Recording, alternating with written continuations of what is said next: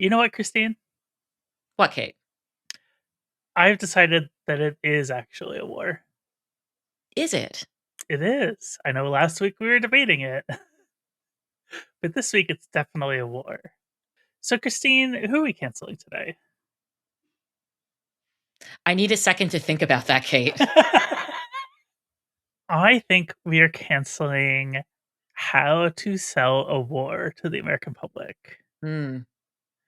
And you know what? Trump already did it for us. So, really, we're just, Well, he's canceled out everything he said. that's true. But you know what? Fuck it. We do it live. Hey, everyone. I'm Caitlin Burns. And I'm Christine Grimaldi, And you're listening to Cancel Me Daddy the show where we take a closer look at all the panic around cancel culture with thoughtful analysis. and verbal shitposting. Christine, how you doing? I'm doing okay, Kate. Trying to keep that existential dread at bay. I wanted to shout out the fact that you have a new newsletter. Well, thank you. Do you want to plug that real quick and we'll jump into the episode? Yes, please sign up at vendetta.ghost.io. We will link to it in the show notes. But we are here to talk war again. It is the thing that's happening in like American news and politics right now. We did Hegseth last week, but we wanted to talk more generally about how the Trump administration just didn't bother selling this war to the American public. Like I was thinking about the Iraq War in the early 2000s, which, by the way, was launched 23 years ago last week. Wow. Well, this week, the week that we're recording this, but last week for those who are listening later. And I remember this because I was visiting a friend in Buffalo, New York on the day that we started the Iraq invasion in 2003. And I was hanging out there with two of my childhood friends, one of whom went to West Point. So we were watching like the news coverage of the Iraq War. And every time a new American weapon went off, he'd be like, "Oh, that's a 302 howitzer, I think." And I was like, "Okay, this is kind of weird." But also later that night, and the real reason I was there is because I always saw this friend in college around March Madness, which of course started like the day before that we recorded this, so last week. And it was also March Madness, and we had a split screen on the television of like the war and like these college basketball games happening. And I find myself back there like again now with Iran. Well, now our split screens are our phones. It's the blue sky timeline for me. Mm-hmm. Where you have people going, "Oh fuck, oh shit," and you're like, "Oh, what happened? Did something blow up in the Strait of Hormuz?" No, it was just like some kid from Siena hit a 3-pointer. So to help us unpack all of the stuff that's going on, how Trump just didn't bother selling this war, and how that's now resulted in historically one of the most unpopular wars in American history, will be Huffington Post reporter Jen Bendery, who I've been a fan of for a long time. Of course, I say that about a lot of our guests, but She's really one of the it's greats. almost always true, by the way. Mm-hmm. Like, I don't have people that I don't like on this show. Christine, I know that you have known her for a while, and Mm-hmm. we're excited to get into it. Yeah. And how do you want to be introduced, Jen? Queen Jennifer L. Bendery III. Yes. Excellent. Thanks. Or just Jen Bendery. Mm-hmm. Well, I guess we'll start with where we're at in terms of war. I don't know about you all, but on Saturday morning, February 28th, I just woke up to the news that the U.S. and Israel attacked Iran. What were your first thoughts when you heard about that? Well, because it was a weekend, right? I have a 6-year-old, and I remember trying to race off to like a swim lesson, and it was general chaos with that. Totally checked out of anything in the news for a change. And then I remember just glancing at my phone and being like, what? Like my headspace was not there at all. I wasn't at work, was intentionally shutting out everything in the news. But then that one was like, oh, okay, this is the beginning of something really bad and long. That was my first thought. There was no, it was just like, we're going to war, we're bombing in Iran. Like, Yeah. It was like, I'm starting to just imagine all the different ways this is going to go. Mm-hmm. I find it interesting. We talked about it on our episode last week, in which we completely dismantled the masculinity of one Pete Hegseth. It's very fragile. but we talked about it a little bit last week that nobody wants to call it. Nobody in the White House or on the Republican side in Congress wants to call it a war, right? Because war has a certain legal connotation, and there's certain things that need to happen in order to call it a war, and there's a whole constitutional question about it. So, like, how has your experience been watching all these people dance around that particular phrase? It's one dimension of this that is very ridiculous and bizarre to watch happening, because if we're just talking about the terminology here, I mean, Speaker Mike Johnson absolutely is like, this isn't a war, like it's a short operation, and it's all wrapping up now, and whatever, and it's all, he's just making up stuff. Hmm. He will not use the word war, but I think at this point, I think, maybe correct me if I'm wrong, but I think Yeah, Trump and Pete Hegseth have since been referring to this as a war, but Mike Johnson still will not. And I mean, it's a war. Like, yeah, hello, we're bombing. There's no plan to end this. yeah. There's a lot of money being talked about. We're sending more troops over. So like this is a war. So it's just, it's semantics. And I don't know why he won't say it. I think it's because, or Mike Johnson. I mean, I'm assuming it's because if he calls it a war, then it's like, oh, he called it a war. Now we have to talk about authorizing a war because we're Congress Right. and that's our constitutional responsibility. So Mhm. it's like, what's another way to describe a war? That's what he'll probably keep doing. So he doesn't have to say the word war. I mean, Trump's calling it an excursion, which He called it a lot of things. it's not really a word. He also just declared today that we have quote unquote militarily won already, even though we are literally sending thousands more troops to the Middle East, like more. Yeah. The whole point of this episode is we're a sort of media and politics podcast, right? So that's like our purview. And one thing that's really jumped out at me about the operation slash war slash excursion in Iran is that it is historically unpopular with voters. The New York Times put out a graph recently, which for our YouTube audience, we'll put on the screen now, that showed the relative popularity of wars when they started. And like World War II is at like 99% because they like the Japanese bombed Pearl Harbor. Like if you put yourself in that mindset at that time, you get why 99% of the country supported that war. Vietnam was lower, and Korea was lower, and the Iraq War was much lower, and so on and on and on. And then this one didn't even start with over 50% support. So when I saw this, I'm like, yeah, they didn't sell this war at all. It was kind of like a fly by night thing. Like Trump has spent the entire, first 13 months of his administration talking about how he's the peace guy. Like he tried to strong arm Norway for the Nobel Peace Prize, and he forced FIFA to make a peace prize for him, which I'm still mad about. That there's a whole episode you can do just on that, because We will come back to FIFA in a little while. But I was thinking back to the Iraq War, which I was much younger at the time. Like I was 20 years old when that happened, but I do remember extensive efforts to convince Americans that it was the right thing to do. We had months of discussions, and you had Colin Powell in the UN talking about yellow cake, and you had, you know, Rummy being Rummy at the time. Mhm. Condoleezza Rice. And they did none of that. Has that surprised you that they just didn't even try? No. Are you Okay. serious? Nothing surprises me with this administration. There's zero planning, zero idea what they're doing, Mhm. Yeah. zero rationale for doing this right now. There's nothing surprising about this. Is there anything left to be surprising about this administration? I mean, they've been forever, like since Yeah. day one, before day one, pushing the Mhm. limits of executive power. And Trump has almost maybe literally already said, like, I can do whatever I want. Like, I think that might be a Yeah. direct quote. I can do whatever I want. No one's going to stop me. I'm going to do this. So, no, it doesn't surprise me at all. There was zero planning for this that was apparent to the public. There's no rationale. There's no, like when Bush led into the Iraq war. I mean, yeah, there was like this whole song and dance, which is Yeah. like good to do, generally speaking. I mean, there were a lot of speeches made to try to like explain what they were thinking in the administration. They had strategic media placement. They used PR firms to kind of frame things to really beef up the idea that, hey, there's like weapons of mass destruction and we have to strike them first so that they Mhm. don't use these weapons of mass destruction against us.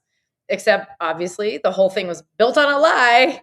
So, credit for having like stages of explaining leading into that war that was based on a lie, Mhm. except versus just starting a war and then lying too. Like, I mean, I guess in the end, there's a big lie, all through both of them, but at least they tried to make an effort and, to make a rationale for it. But it was all built on a lie though. So, I can't shake that. I mean, they're both, why Yeah. did we do that? Why are we doing this?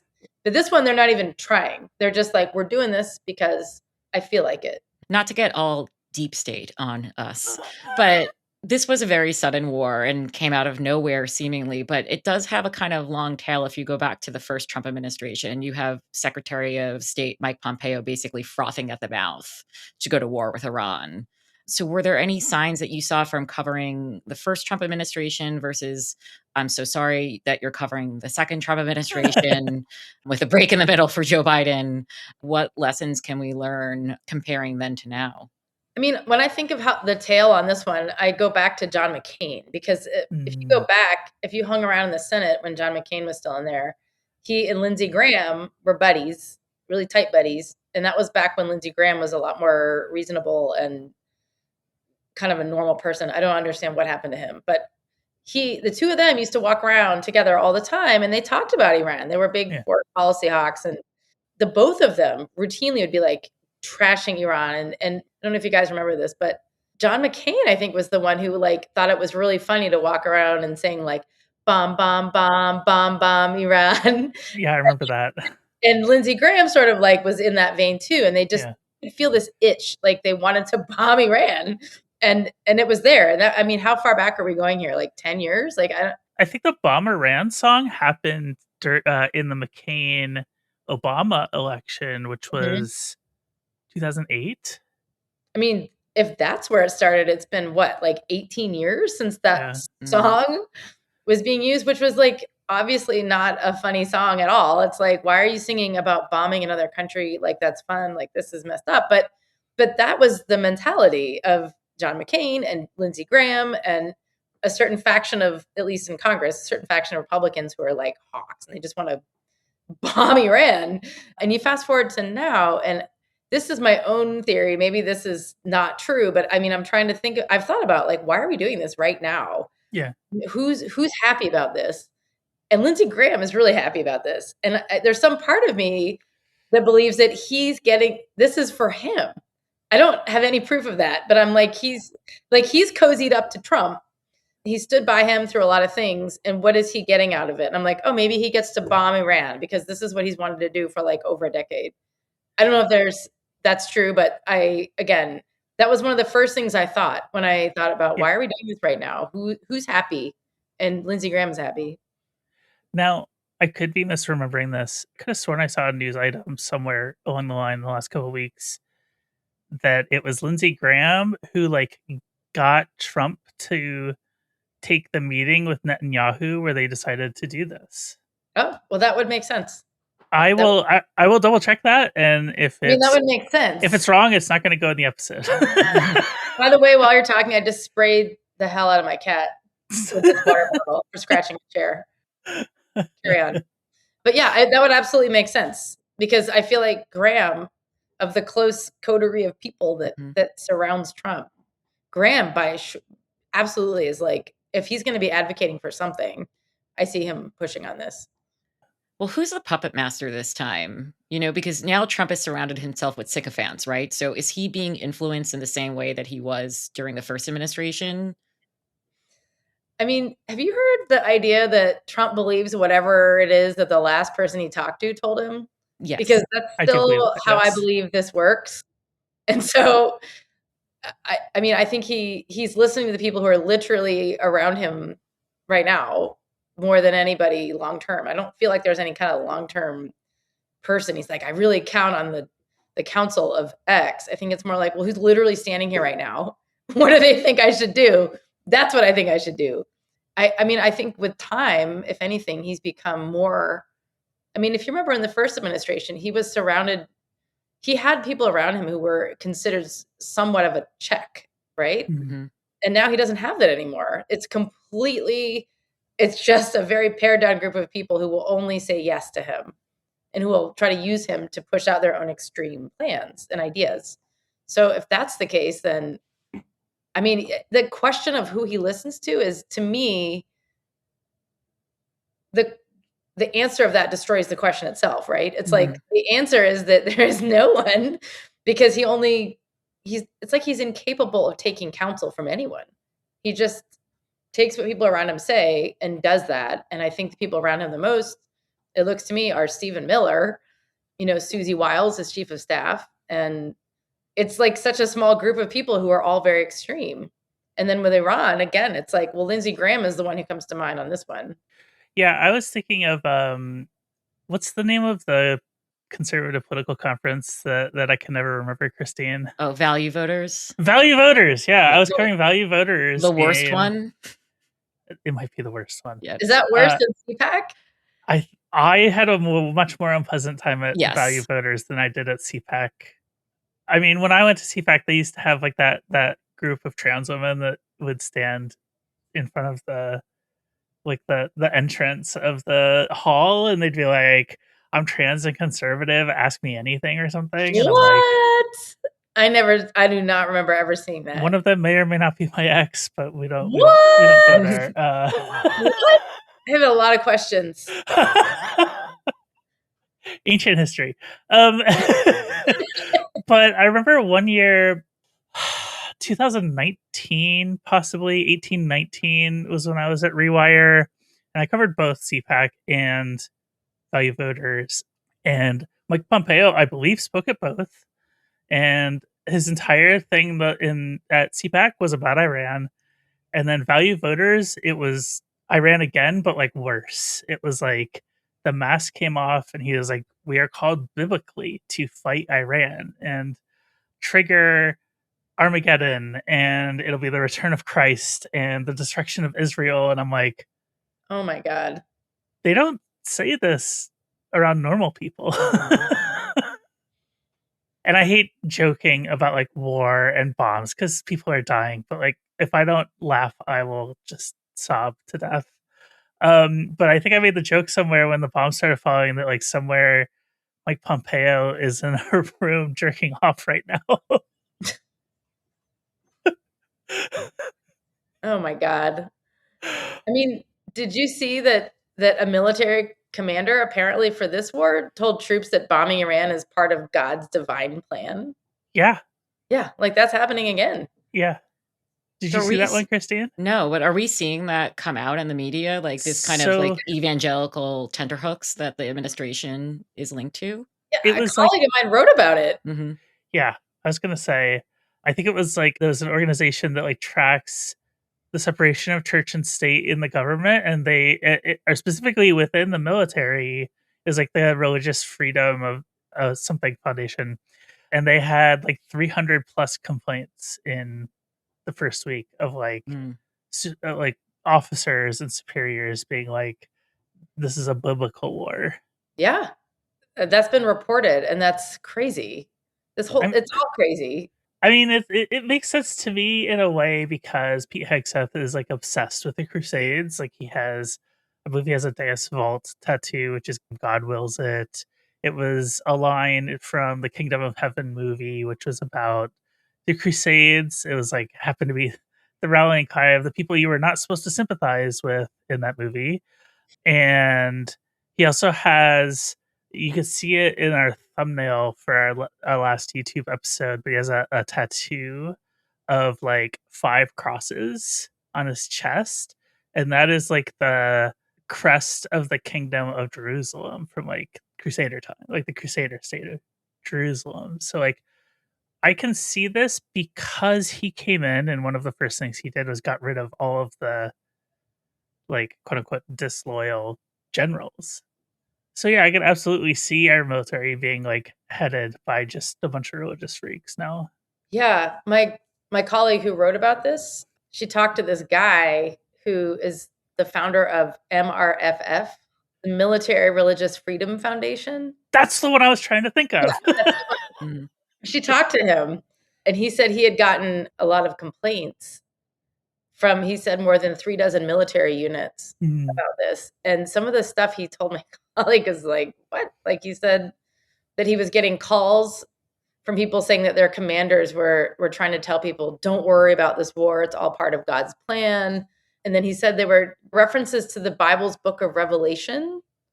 The guy who runs this group, he was like, this is terrifying because in the book of Revelation, he says they're promised a 200-mile long river that is 4.5 feet deep, filled with nothing but the blood that their weaponized version of Jesus will spill at the Battle of Armageddon.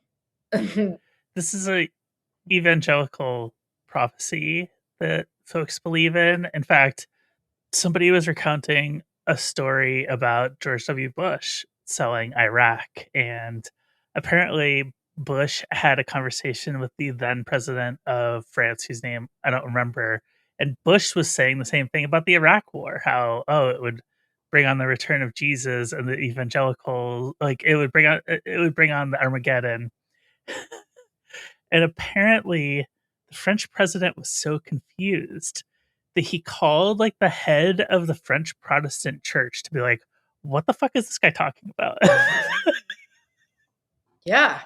I feel like people don't, like, and myself included, like, I don't Yeah, understand a lot of this unless you read into, like, the evangelical views Mhm. on yeah, this. yeah. And Christine and I have talked about how we were both raised Catholic, and this is not a thing in Catholicism. Mhm. Yeah, I really had to brush up on my Armageddon. Yeah.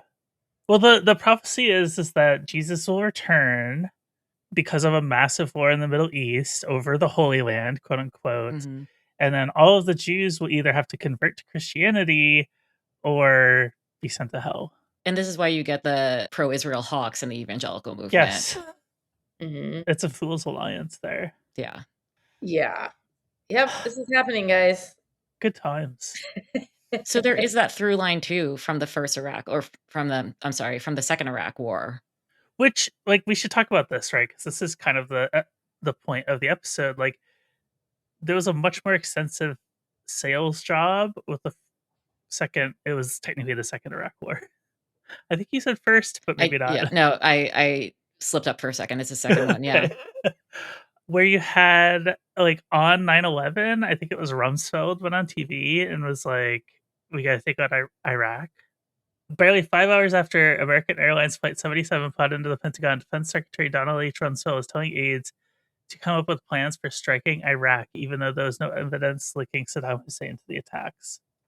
October 2001, which is a month after 9/11, administration sources plus John McCain claim there's an Iraq link to the anthrax attacks that were happening. Mhm. Yeah, the drumbeat really started early on. Bush named Iraq as part of the axis of evil in Yep, his State of the Union address in 2002. I remember that. The axis of evil was North Korea, Iraq, and was it Iran was the third one? Yep. Huh. Interesting. Yeah. Yeah, I remember hearing that, and people were like, "What? The axis of evil?" And I remember at the time, people, at least the people I was around, were like, "All right, this guy is, like, off his rocker, like, he made this shit up, like, what is Yeah. an axis of Mhm. evil?" And now, fast forward to today, it's like, I feel like there's just words like this thrown around all the time by this administration, like Mhm. evil, I mean, Mhm. obviously, like the story I was just telling you about that my colleague wrote about military commanders saying that this war is about a mission from God or whatever, one piece of it, but like people just say whatever now. And it's like Mhm.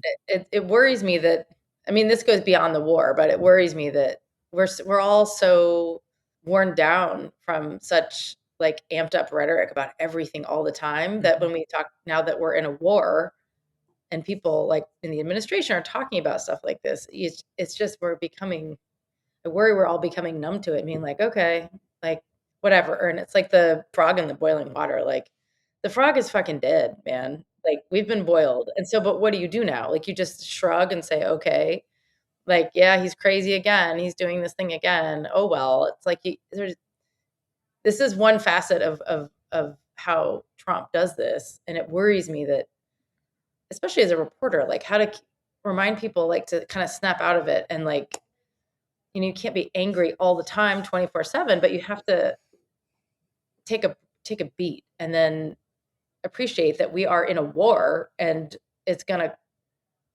there's no end in sight. People are dying already, and yeah, there's crazy talk around it about this being God's plan or whatever, but it's just like there's so much rhetoric all the time, but now we're actually doing something that is really big and really bad, and there's no end in sight, and it worries me that, how do we keep talking about this in the media in a way that people's eyes don't just glaze over? Mhm. This is just something I worry about a lot, like coming up with ways to make sure people can tune in and appreciate what's going on and have thoughts developed about that versus just kind of like shrugging and saying, "Yep, there's another crazy thing."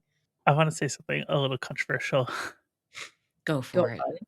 This war is historically unpopular, but we aren't seeing, at least in my like circles, we aren't seeing mass protest against it. Like even to the level that those protests against the Iraq War, I feel like they were organized. I remember, I mean, I grew up in a very liberal town in Massachusetts, and there's always people out at the town green protesting the Iraq War for like the first 2 or 3 years of it, and I just don't see that now. And I was wondering if either of you, I mean, you talked about like people's eyes glaze over and they're like, "Ah, this guy just keeps doing these things and there's nothing we can do about it." But like, why aren't we seeing mass protests if this war is so popular unpopular?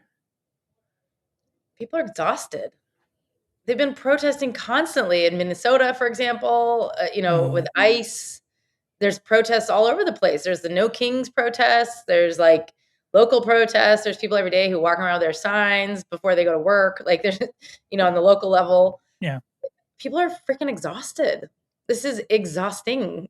It's been exhausting for years. And if people were going to, this is not meant to tamp down on protesting by any means, but yeah, there's so many things that people could be protesting right now. Like what you gonna today yeah, can be the war, tomorrow can be more ICE raids and violence against immigrants. The next day can be just pick something. Like yeah. they're destroying the Department of Education, so it doesn't exist anymore.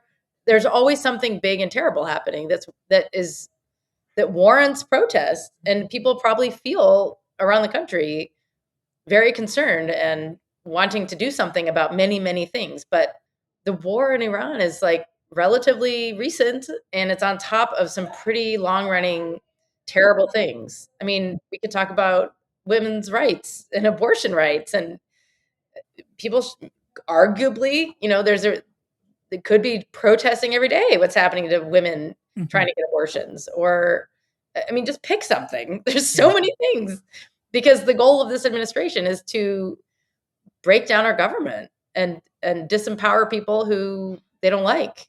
And the people they don't like are people who don't like Trump. So it's just no, I'm not surprised there's not protests about the Iran war. We are in a very different place than we were during the Iraq war. mhm, Very Mhm. different place. And it's also been 3 weeks. So I mean, there's no end in sight. And now DOD is asking for $200 billion to yeah, keep doing what it's doing, even though apparently the war's over and it's almost about to wrap up. But we just sent thousands more US military over there like today. yeah. And there's so many contradictions happening at once. And it's confusing too. There's no clear thing to protest.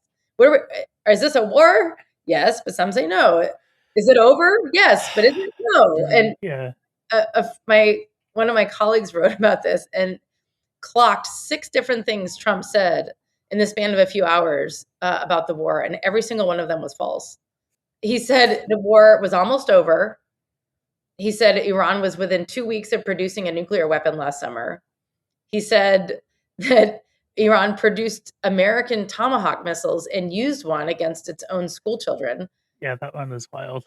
Yep. He said that Trump said he had to attack Iran because it was about to attack the US. Mhm. He said that other Gulf states had joined the fight against Iran. And then he said that the war is actually not almost over. That was the sixth thing he said that was false. And if you remember, the first thing he said that was Yeah. false, that the war was almost over. So Yeah. This has all been in the span of a few weeks.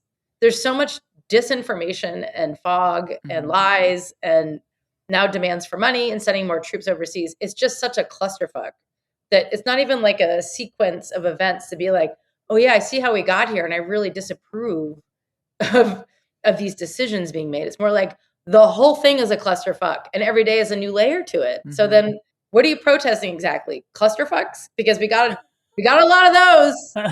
I'd love to see that on a sign.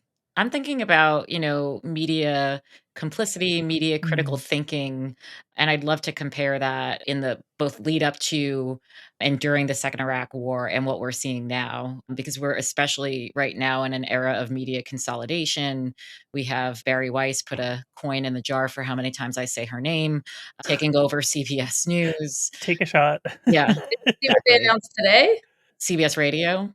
Yeah, we're gonna talk They're about that. cutting CBS Radio. Mhm, Actually, for our Patreon supporters, that is going to be we're going to cover that in our Patreon bonus segment that accompanies this episode. mhm, So, good old Barry, the content machine for us. mhm. But it's all bad news. Right. So are we seeing the bad news, I guess, presented in a, kinda critical thinking way? Did it take a while during the Iraq war for that to happen? I'm trying to think back to media coverage. I was in high school back then, so I was believing things that the president said because he was the president. Right. I think most people wanted to do that Mhm, because that was a time when mostly we believed what our president would tell us in national addresses and especially if they were making a case for a war. But yeah, that was a lie. He mhm, was lying. So that was a big mistake. But the media coverage at the time, I mean, I think that the New York Times has long been criticized for being an accomplice to that war because they Mhm. amplified a lot of the things about weapons of mass destruction that Bush was saying and basically gave credence to what the Bush administration was saying and wanted to be said. So yeah, I mean, there's people to this day who will still I'll see it pop up like on social media somewhere when someone who's a longtime New York Times reporter who's covered politics or foreign policy, they'll mention something about Iraq or something. I still see it. Someone will be like, "Oh yeah," says the guy who like authored the story in 2002, saying like there's weapons of mass. I mean, it still comes up that the Yeah. New York Times was complicit in selling that war. If you fast forward to today, I mean, again, it's only been 3 weeks. There was no preparation for this. There's no reason for this war. There's no sense of when it's going to end Yeah. because remember, it's a clusterfuck from beginning, middle to end right now. So I don't even know if we can, as a country, as a people just paying attention to this, it's hard to say, like, is media being complicit with this? Well, complicit with what? Like, they're not even calling it a war. Like, they won't call it that, you Yeah. know? No lead up to a war to talk about here. It's like, oh yeah, they just started bombing Iran and lied a whole bunch of times that have, in ways that have been disproven already. Right. And that the lies that have been disproven have been spelled out by the media. So, I mean, on that point, the media is like, no, no, no. Like, Yeah. everything you're saying is a lie, and here's why. But then what's also different is we have this much more intense media system in place, with like social media, everything happens in real time. We Yeah. didn't have that in 2001, and now we do. So it's just like nonstop news and sounds and noise to the point where there's disinformation being mixed in with real stuff. But from where I'm sitting here 3 weeks into this war, I haven't seen any news outlet that's like a credible news outlet that I trust making any case for what we're doing. None. Yeah, and I think that that on its own is also remarkable, right? Because I mean, most of my adult life, like we're all members of the American media, so I can say this has been bloodthirsty.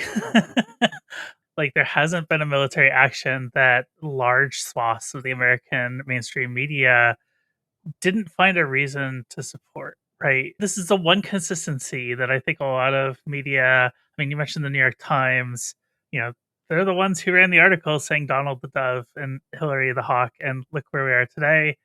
I digress. I could talk about the New York Times all day long, and I don't particularly want to do that right now.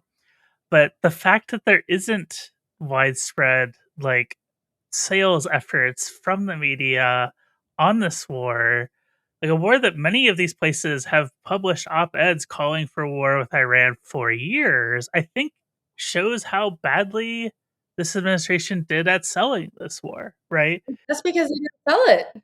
What did they sell? They just did it.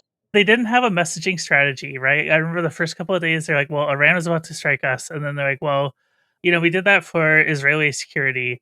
We did it because this reason or that reason and this reason. And then somebody's like, well, we want their oil, right? Which is what they said about Venezuela.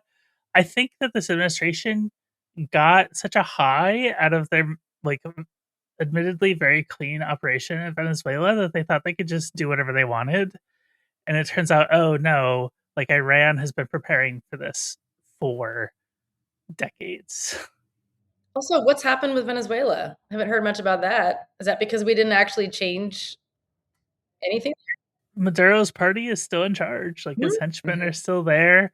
I Yes. feel like I can't help but laugh at that not poor because she's not the greatest person, but like the opposition leader that won the Nobel Peace Prize, and then she like gave it to Trump. And then Trump goes in and takes out Maduro and is like, "Yeah, we're done here." And the opposition leader, I forget her name, I apologize, is just like, "So can I go? Can I go run the country?" And Trump's like, "No, we're good. Like, peace out, Cub Scout." Yeah, but like, yes, it's the whole thing is like it's ridiculous. And like, what came of that whole military Mhm. operation? Nothing. We've got now Maduro here, I guess. Is he in New York? Like, He's like standing trial. so like, but that's not in the news anymore. No, We just took out the leader of another country militarily in the middle of the night, and his wife brought them to the United States to stand trial.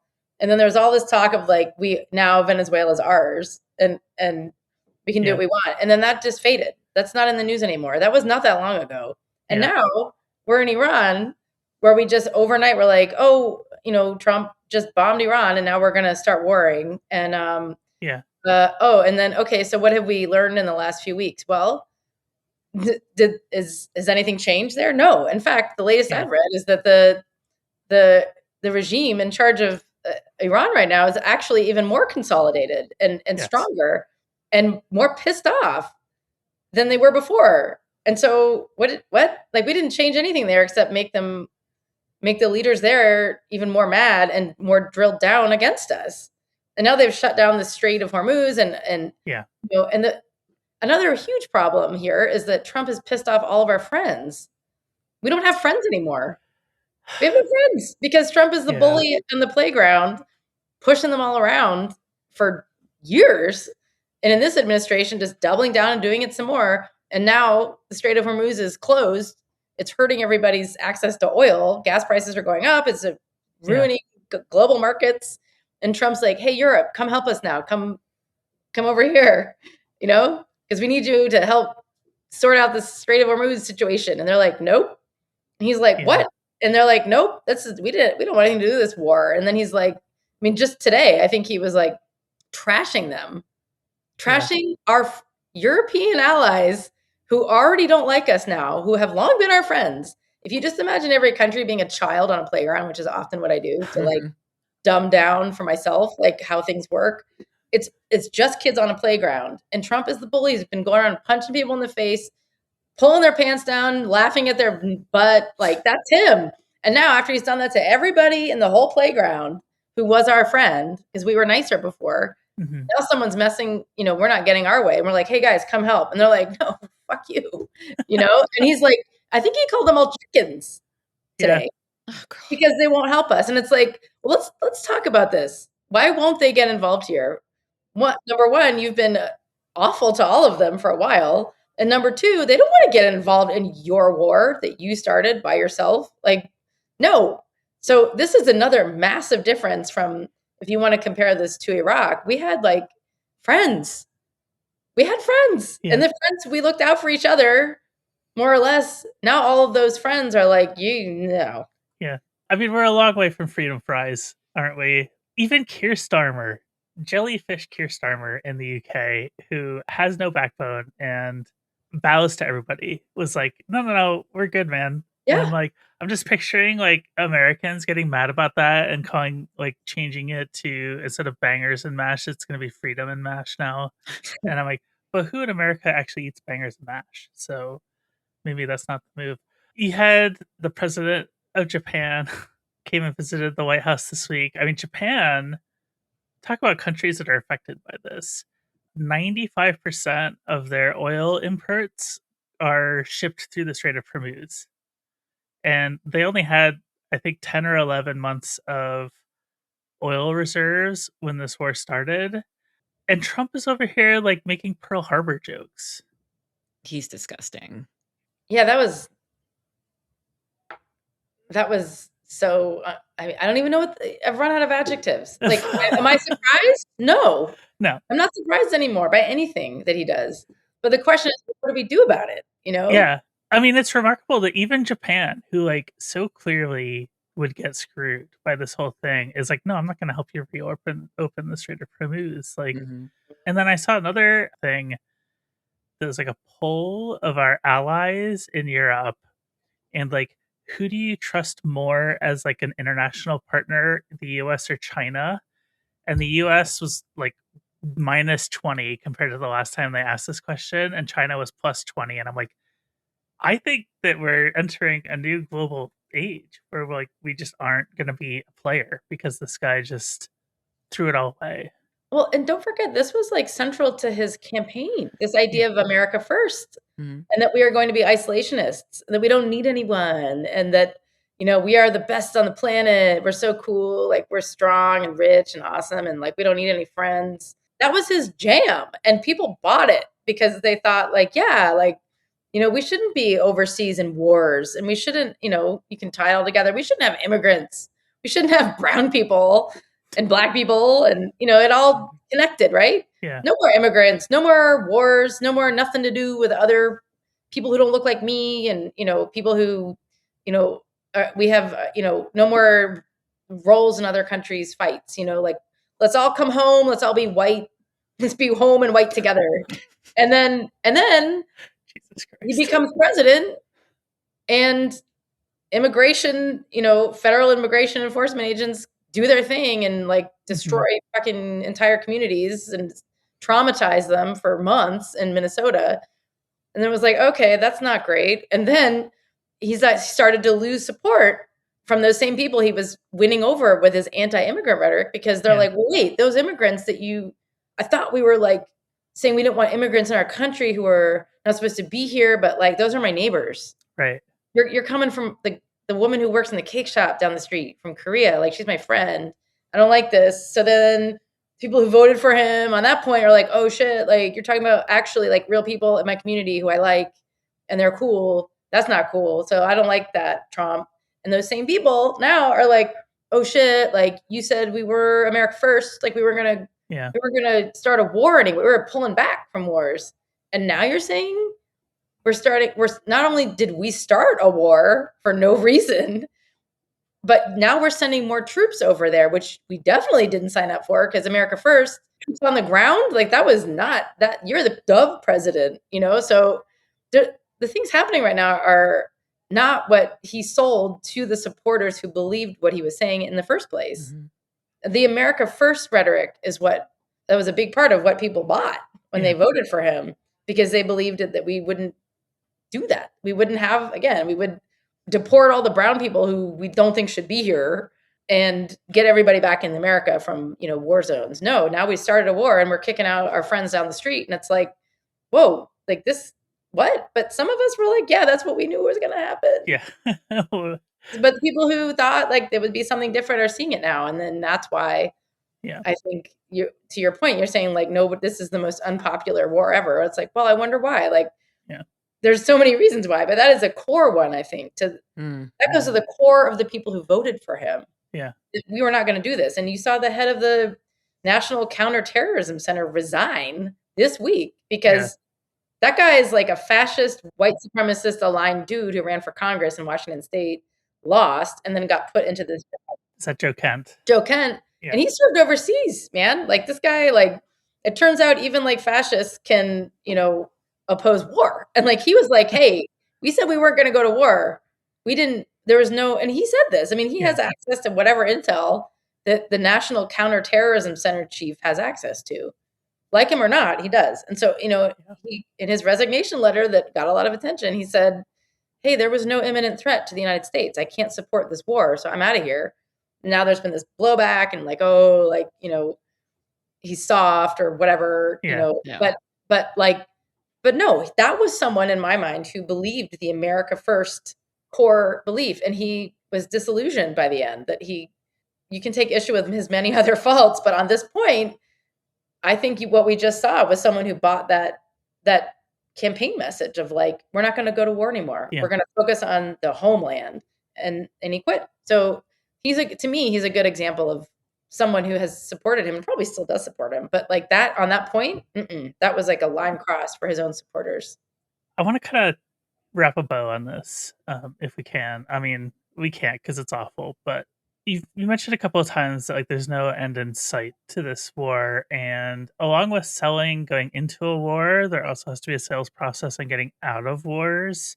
And Mm. we saw this. I mean, this is a major part of U.S. foreign policy, certainly since I've been an adult. You had Obama in 2008 ran explicitly anti-war. He promised to end the war, and then he was in the White House for 8 years, and he was still in Iraq and Afghanistan.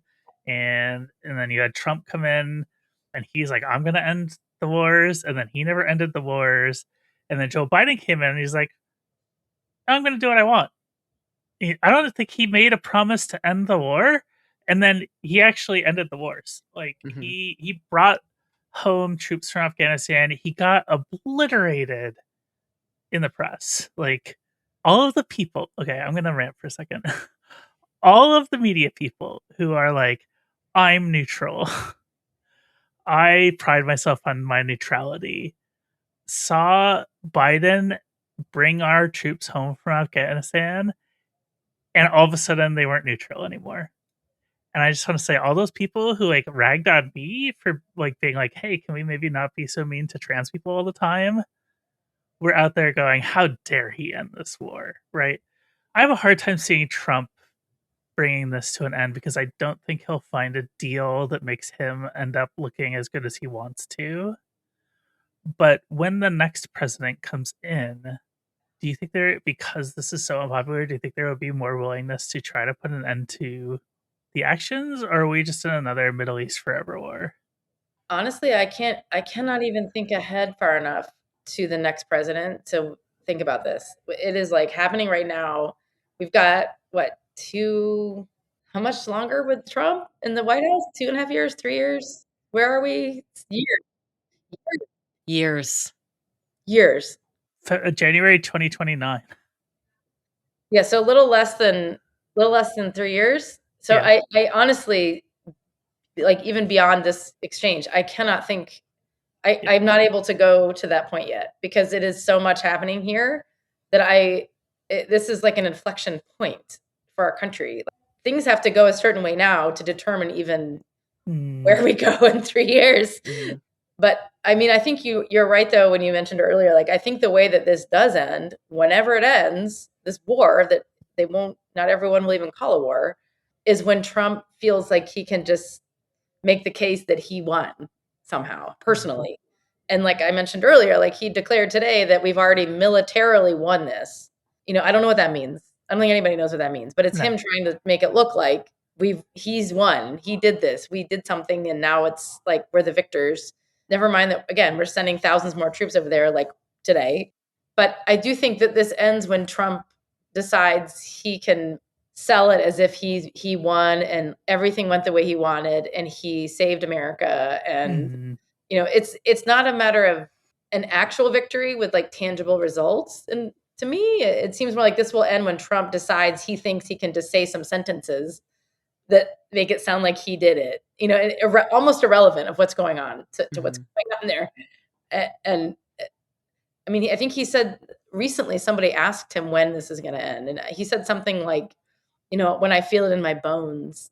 Did you see that? yeah, I saw that. Something to that effect? When he feels it in his bone spurs. Yeah, in his bones. Nice. It's gonna come down to when he decides he thinks he can just Mm, say that, and say that it's over. I have one last question, which I think is just in terms of media literacy, what do you recommend for folks who are following this war and all the other crazy shit that Trump does? I mean, obviously, I have to plug the Huffington Post Mhm, because I think we do very good news. Like, we're mhm, very Mhm. smart and thoughtful about it. We try to be and fair, objective facts. We peddle in facts. So, like, that's really important right now. Yeah, like beyond us, there's a lot of places. I mean, some of the legacy news outlets are vetted and checked and have reliable reporting at them, like NBC News or CNN, or there's a span of different kinds of media now. I mean, like there's Yeah. like Semaphore if you want like newslettery stuff, and Mhm. there's Politico for more like flashy, fast-paced congressional coverage, and there's different ways to kind of come at this, but the best news to cover or to read is coming from places with like vetted reporting. Yeah. mhm. And so it's kind of the usual suspects, and then there's always like, individual people have broken off and done, their own newsletters and such. But for me, I get my news from, the Associated Press Mhm. and news outlets that I trust because I know they've Yeah. been around and they have vetted fact-based reporting.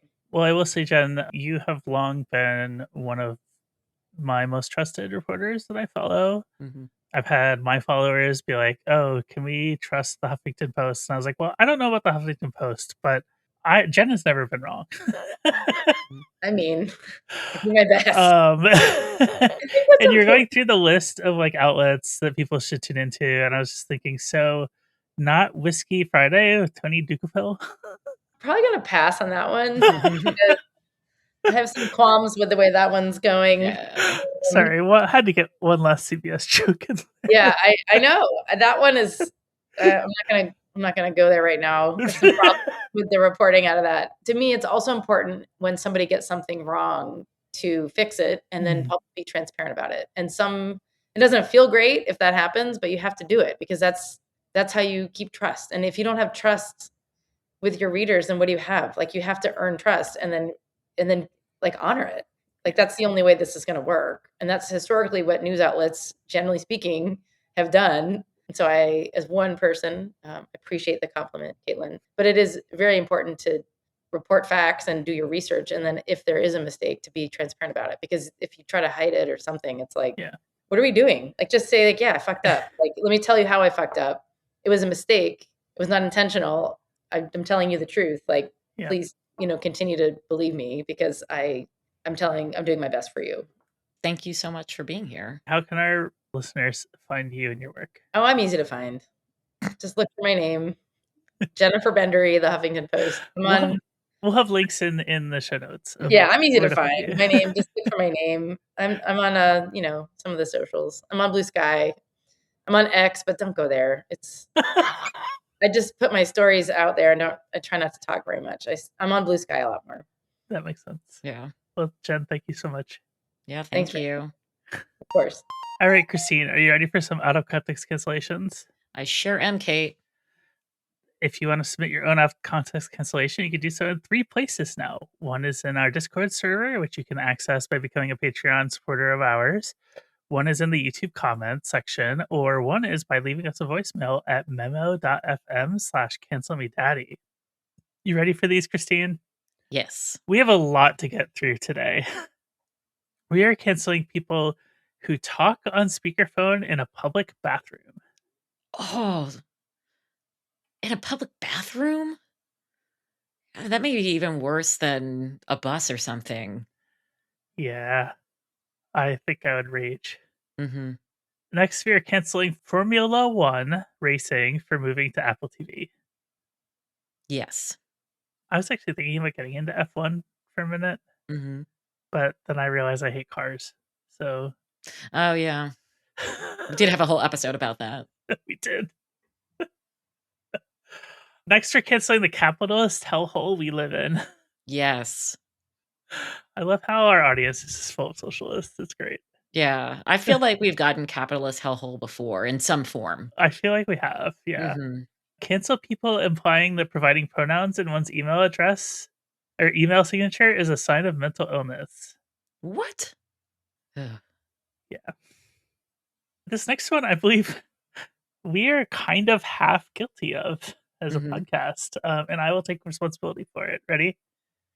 Cancel using influencer as a pejorative. Yeah, you know what? There are good influencers out there.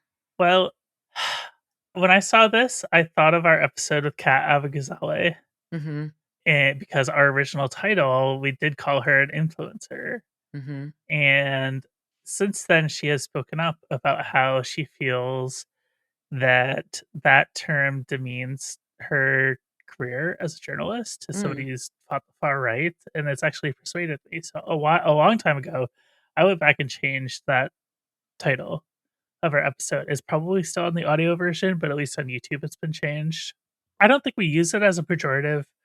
I remember the two of us having a discussion about this, and I felt that influencer sounded more interesting. It's also hard work. I mean, as somebody who Yeah, is trying to be more online these days and, whether I'm skeeting articles or engaging with people, like, it takes a lot of yeah. mental load to do it. Yeah, and also, I will note that as of, like, this recording earlier this week, Kat lost her primary race, Mm, but barely. Like, she turned in an incredible showing, and I actually wrote an article about her campaign on my newsletter at burnsnotice.com. Yeah, it's one that I've thought about for a long time. I'm glad I finally have a chance to address it.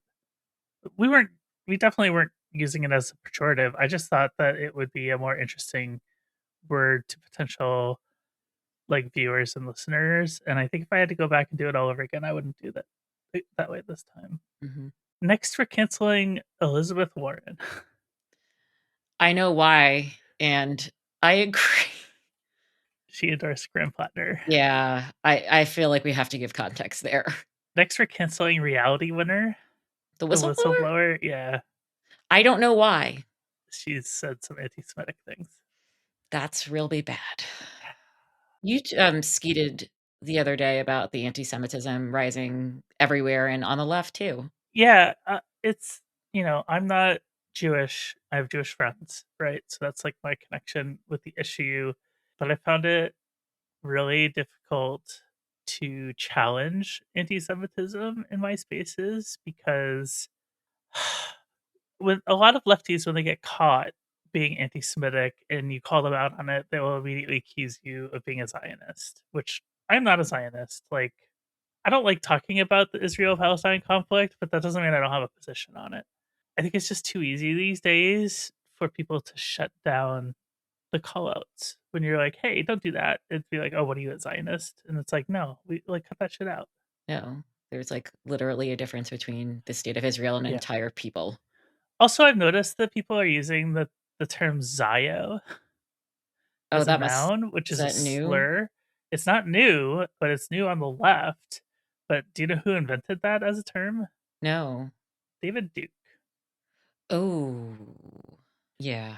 So, you know, to our listeners, whatever you might think of it, all of this, like, just, I don't know, have a heads up about stuff like that. Mhm. I don't want to tell people what to think, but like, I see it. A lot of us see it. And let's just be more mindful. We have a couple of audio cancellations Mm. as well. Are you ready for this? Yes. Okay. So this first one is from Cassie. Hi, Cancel Me Daddy. This week, we're canceling Atlanta traffic. That sounds good to me. I drove through some, Metro Atlanta traffic Did you? last year. Yeah, I visited a friend in Georgia, and she lives about an hour from the airport. It's Yeah. not great. Atlanta was the first major American city that was not founded on a river. Did you know that? I did not know that. It was basically like where a bunch of major railroad tracks intersected was in Mhm. Atlanta. Oh, interesting. And that's how it formed. There's no waterway nearby. It just Mhm. happens to be where all of these like transit corridors met. And that's how it first sprung up. Okay, and the next one we have is also from Cassie. And I have something else to say about Cassie when this is done. Hi, Cancel Daddy. This week, we're also canceling bigoted parents who make you look forward to their obituaries. Hmm, Mm. that's tough. We're here to support you, Cassie. So I wanted to note that Cassie is a longtime fan of the show, has been in our Discord, I feel like forever, and she has a GoFundMe now for costs related to her bottom surgery. And we're going to include a link in the show notes for this. And so I wanted to encourage all of our listeners, if you can afford it, to consider helping her out. I don't want to turn this into a thing where like all of these listeners are coming to ask for help with fundraising for things, but I'm making an exception for Cassie because she has loved this podcast for a very long time. And I feel like this is one way that we can sort of pay her back for all of that support. Thanks, Cassie. And the last out of context cancellation is from Jess. Cancel health insurance that doesn't include mental health benefits. Yes. Yes. That's horrible. Yeah. That makes me so mad. Yeah, I'm speechless with rage at this moment. So that's all for out of context cancellations. Again, if you'd like to leave your own out of context cancellation, you can do so on our Discord. You can do so in the YouTube comments, or you can leave a voicemail at memo.fm/cancelmedaddy. The last thing I want to say is if you like this show, consider supporting us on Patreon. We were almost completely reader supported, and we couldn't make this show without the support of you all, and that is at patreon.com/cancelmedaddy. Cancel Me Daddy is a Flytrap Media production, and today's show was made by me, Caitlin Burns, and my incredible co-host, Christine Grimaldi, along with our editor, May Schultz. Dee Peterschmidt made our theme song, and Romy Tirico designed our graphics. Transcriptions by Heather Langefeld. Our thumbnails are made by Sarah at bursty.com. That's BURSSTY.com. Ads by Multitude Productions. Our show is made possible by the incredible cancelers supporting our work, especially the members of our Canceler Hall of Fame, with the great power to cancel all of their enemies. Meg. We appreciate your support. Happy canceling.